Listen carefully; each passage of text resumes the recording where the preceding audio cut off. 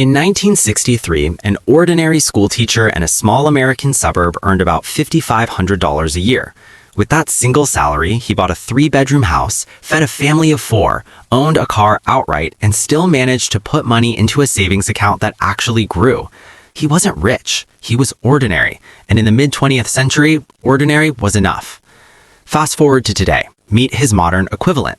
She's a project manager in a tech hub like Austin or Charlotte. She earns $129,000 a year. On paper, she is winning. In reality, after federal taxes, state obligations, health insurance, childcare, and a mortgage at 7%, she has roughly the same discretionary freedom as that teacher from 60 years ago, maybe even less. This is the number that recently broke the internet. $129,000 is the new functional poverty line for a family of 4 in a major American city. Not hunger poverty, but participation poverty, the kind where you earn 6 figures and still feel like you're losing. But here is the paradox. While she writes a massive check to the IRS every April, there is a billionaire who reported $0 in taxable income last year. He doesn't earn a salary, he borrows against his wealth. She's the taxpayer, he's the borrower, and the system was designed to reward him, not her. Welcome to the debt paradox.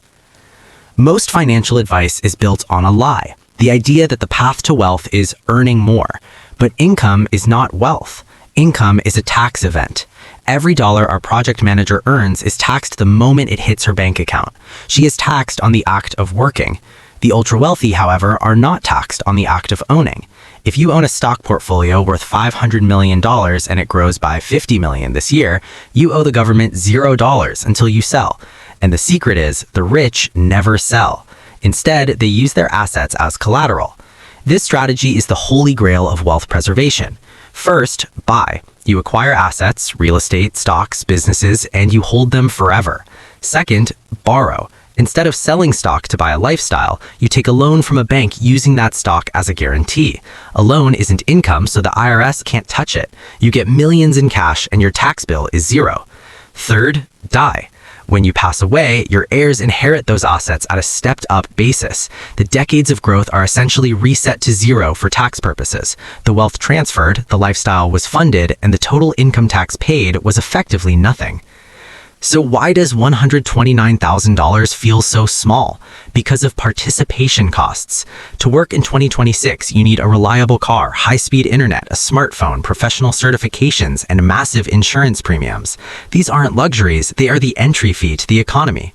A business owner pays for these with pre-tax dollars as business expenses, but the salary earner pays them with post-tax dollars. You are effectively paying 40% more for your life than a business owner does for theirs.